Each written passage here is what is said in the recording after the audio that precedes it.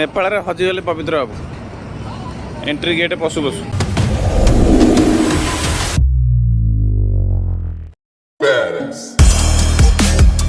Hello hi ନମସ୍ତେ, ଆଶା କରୁଛି ଭଲରେ ଥିବେ ସମସ୍ତେ। ଶୁଭ ସକାଳ ବନ୍ଧୁମାନେ। ଆଜିର ସକାଳ ସୁନ୍ଦରଗଡ଼ର ଶାନ୍ତ ପରିବେଶରୁ ବର୍ତ୍ତମାନ ଆମେ ରେଡ଼ି। ରାତିର ବିଶ୍ରାମ ଗତକାଲିର ଥକାପଣ ଦୂର କରିବା ସହ ଆଜିର ସକାଳ ମନରେ ବନାରସ ପହଞ୍ଚିବାର ଅସୀମ ଉତ୍ସାହ ମଧ୍ୟ ଭରି ଦେଇଛି। ସତରେ କ'ଣ ଆଜି ଆମେ 500 କିଲୋମିଟର ଦୂର ବ୍ୟବଧାନରେ ଥିବା ବନାରସ ପହଞ୍ଚି ପାରିବା? ତେବେ ଲେଟ୍ସ ଗୋ। ବାଇକ୍ର ଇଞ୍ଜିନ୍ ପୁଣି ଗର୍ଜି ଉଠିଲା।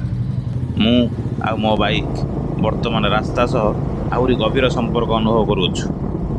ଓଡ଼ିଶାର ଜଙ୍ଗଲ ରାସ୍ତା, ଲମ୍ବା ହାଇୱେ, ଟ୍ରକ୍ର ଭିଡ଼ ଏବଂ କିଛିଟା ଖରାପ ରାସ୍ତାକୁ ଅତିକ୍ରମ କରି ଆମେ ଓଡ଼ିଶା ସୀମାକୁ ପାର କରି ଛତିଶଗଡ଼ରେ ପ୍ରବେଶ କଲୁ। ଆମ ଗାଡ଼ି ବର୍ତ୍ତମାନ ଛତିଶଗଡ଼ ରାସ୍ତାରେ ଧୀରେ ଧୀରେ ଆଗକୁ ବଢ଼ି ଚାଲିଛି। ଛତିଶଗଡ଼ରେ ଲୋକମାନେ କଳସ ଶୋଭାଯାତ୍ରା କରି ଶ୍ରୀରାମ କଥା ଶୁଣିବାକୁ ଯାଉଛନ୍ତି। ଶ୍ରୀରାମ କଥା ଶୁଣିବାକୁ ବହୁ ଦୂର ଦୂରାନ୍ତରରୁ ଲୋକମାନେ ଆସି ଏକାଠି ହୋଇଛନ୍ତି। ଜୟ ଶ୍ରୀରାମ। ଅଳ୍ପ କିଛି ବାଟ ଆସିଛୁ, ଏ କ'ଣ ରାସ୍ତାର ଅବସ୍ଥା ପୁରା ଖରାପ। ପ୍ରାୟ 4-5 କିଲୋମିଟର ହେଲାଣି ଆମେ ଏମିତି ରାସ୍ତାରେ ଆସୁଛୁ। ସେଥିରେ ପୁଣି ଗୋଟେ ବଡ଼ ଲରି ଫସିଯାଇଛି। ଆମେ ଆଗକୁ ଯିବା କେମିତି? ହଉ ପବିତ୍ର ବାବୁ, ଏଥର ଓହ୍ଲେଇ ପଡ଼, ଦେଖିବା ଏଇ କଡ଼ରେ କଡ଼ରେ ଯାଇ ହେଉଛି କି ନାହିଁ। Mission success. ଏଥର ଟିକେ ଭଲ ରାସ୍ତା ଆସିଲା। ଛତିଶଗଡ଼ର ଅମ୍ବିକାପୁରରେ ମଧ୍ୟାହ୍ନ ଭୋଜନ କରି ଏକ୍ସପ୍ରେସ୍ ପ୍ରଦେଶ ଉତ୍ତରପ୍ରଦେଶରେ ଏଣ୍ଟ୍ରି କଲୁ। ବର୍ତ୍ତମାନର ସମୟ ଅପରାହ୍ନ 4:30। ଦୀର୍ଘ ରାସ୍ତା ଥିଲା, କିନ୍ତୁ ପ୍ରତ୍ୟେକ କିଲୋମିଟର ମୋତେ ମୋର ସ୍ୱପ୍ନର ଆହୁରି ନିକଟକୁ ନେଇଯାଉଥିଲା। ଏମିତି ଛୋଟ ଛୋଟ ବିଶ୍ରାମ ପରେ ସନ୍ଧ୍ୟା ସମୟରେ ବନାରସର ପବିତ୍ର ମାଟିରେ ପହଞ୍ଚିବାର ଅନୁଭବ କଥାରେ କହିହେବନି। ଗଙ୍ଗା ନଦୀର ପବନ ଏବଂ ଏହି ପବିତ୍ର ସହରର ଆଧ୍ୟାତ୍ମିକ ଶକ୍ତି ମନକୁ ଶାନ୍ତ କରୁଥିଲା। କିନ୍ତୁ ବନାରସର ଏହି ଗଳି ମନକୁ ପୁଣି ଅଶାନ୍ତ କରିଦେଉଥିଲା। କାରଣ ବନାରସର ଏ ଗଳି ଆମ ପାଇଁ ସମ୍ପୂର୍ଣ୍ଣ ନୂଆ।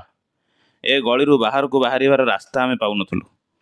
ଗୁଗୁଲ ମ୍ୟାପ୍ ବି ଏଠି ମୋତେ କହିଲା, ହାରିଗଲି ଆଜ୍ଞା, ହାରିଗଲି। ଶେଷରେ ସ୍ଥାନୀୟ ଲୋକଙ୍କୁ ପଚାରି ଗଳିରୁ ବାହାରକୁ ବାହାରିଲୁ। ଗୋଟେ ହୋଟେଲ ବୁକ୍ କରି ନାଇଟ୍ ଷ୍ଟେ ନେଲୁ। ଆଜି ଦ୍ୱିତୀୟ ଦିନ ଆମର ଶେଷ ହେଲା। ପ୍ରକୃତରେ ଆଜିର ଦିନ ମୋତେ ଶିଖେଇଲା, ଯାତ୍ରା କେବଳ ଦୂରତା ନୁହେଁ, ଏହା ଅନୁଭବର ସଂଗ୍ରହ। ଗୁଡ୍ ମର୍ଣ୍ଣିଂ ସାଙ୍ଗମାନେ। ଆଜିର ସକାଳ ପବିତ୍ର ବନାରସ ସହରରୁ ଆରମ୍ଭ ହେଲା। ମନରେ ଏକମାତ୍ର ଇଚ୍ଛା, ବାବା କାଶୀ ବିଶ୍ୱନାଥଙ୍କ ଦର୍ଶନ। କହିବାକୁ ଗଲେ ରାତି ସମ୍ପୂର୍ଣ୍ଣ ପାଇନାହିଁ। ବର୍ତ୍ତମାନ ହେଉଛି ରାତି 4ଟା। ଏବେଠୁ ଯଦି ଧାଡ଼ିରେ ରହିବା ଦର୍ଶନ ଶୀଘ୍ର କରିପାରିବା। ତେଣୁ ଆମେ ରାତିରୁ ଆସି ଧାଡ଼ିରେ ଛିଡ଼ା ହୋଇଗଲୁ। ଆଖପାଖରେ ଦେଖିପାରୁଥିବେ ଫ୍ରି ଲକର ସବୁ ଲେଖାଯାଇଛି।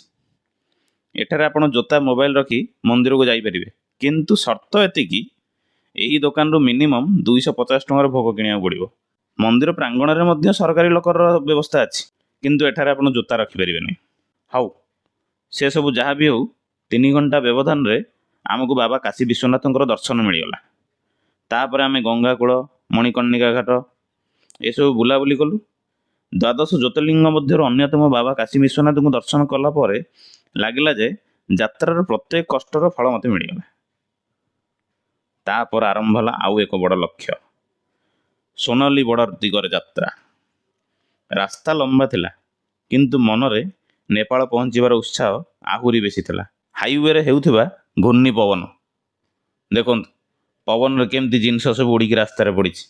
ରାସ୍ତା ପାଖର ସେଇ ଢାବାର ଖାଦ୍ୟ ଏବଂ ସୀମା ପାର କରିବାର ଉତ୍ସୁକତା ସବୁ ମିଶି ଦିନଟିକୁ ବିଶେଷ କରିଦେଲା। ଆଉ ସବୁଠୁ ବିଶେଷ ଥିଲା ବାଇକ୍ ପାଇଁ ଦେଇଥିବା ଟୋଲ୍। ଗୋରଖପୁରର 60 କିଲୋମିଟର ରାସ୍ତା ପାଇଁ ଆମକୁ 130 ଟଙ୍କା ଟୋଲ୍ ଦେବାକୁ ପଡ଼ିଲା। ରାସ୍ତା ବି ପୁରା ଏକ୍ସପ୍ରେସ୍ ହୁଏ। ସନ୍ଧ୍ୟାବେଳେ ସୋନାଲି ବର୍ଡର ପହଞ୍ଚିବା ସମୟରେ ହୃଦୟ ଜୋରରେ ଧଡ଼କୁଥିଲା। ଭାରତରୁ ନେପାଳ ପ୍ରବେଶ କରିବାର ମୁହୂର୍ତ୍ତ ସତରେ ଜୀବନର ଏକ ସ୍ମରଣୀୟ ଅନୁଭବ। ବର୍ଡର ପାର ହୋଇ ଆମ ବାଇକ୍ର 8 ଦିନ ପାଇଁ ବଂଶର କାଟିଲୁ ଏବଂ ମନି ଏକ୍ସଚେଞ୍ଜ କଲା ପରେ ନେପାଳ ସିମ୍ ନେଇ ବର୍ଡରରୁ 26 କିଲୋମିଟର ଦୂର ବାଟୁଏଲରେ ରୁମ୍ ନେଲୁ। ଆଜି ପବିତ୍ର ବାବୁଙ୍କର ଜନ୍ମଦିନ ଅଛି, ତେଣୁ ଆମେ ନେପାଳର ଫେମସ୍ ବେକରୀ ଆସିଛୁ ଗୋଟେ କେକ୍ ନେବା ପାଇଁ। ଏଠାରେ ଅନେକ ଛୋଟ ଛୋଟ କେକ୍ରୁ ଆମେ ଗୋଟିଏ କେକ୍ ପସନ୍ଦ କରି ପ୍ୟାକ୍ କରିଦେଲୁ। କେକ୍ର ପ୍ରାଇସ୍ କିନ୍ତୁ ଆମ ଇଣ୍ଡିଆଠାରୁ ଟିକେ ଅଧିକ ଥିଲା। ଆମେ ରାତିରେ କେକ୍ କାଟି first time international birthday celebration କଲୁ। ଆଜିର ଭିଡ଼ିଓକୁ ଏଇଠି ଏଣ୍ଡ କରୁଛି। ଆଇ ହୋପ୍ ଆପଣଙ୍କୁ ଏ ଭିଡ଼ିଓ ଭଲ ଲାଗିଥିବ। ପୁଣି ଦେଖା ହେବ ଆଉ ଏକ ସୁନ୍ଦର ଭିଡ଼ିଓରେ। ସେତେବେଳେ ପର୍ଯ୍ୟନ୍ତ keep loving, keep watching, keep supporting. ଜୟ ଜଗନ୍ନାଥ।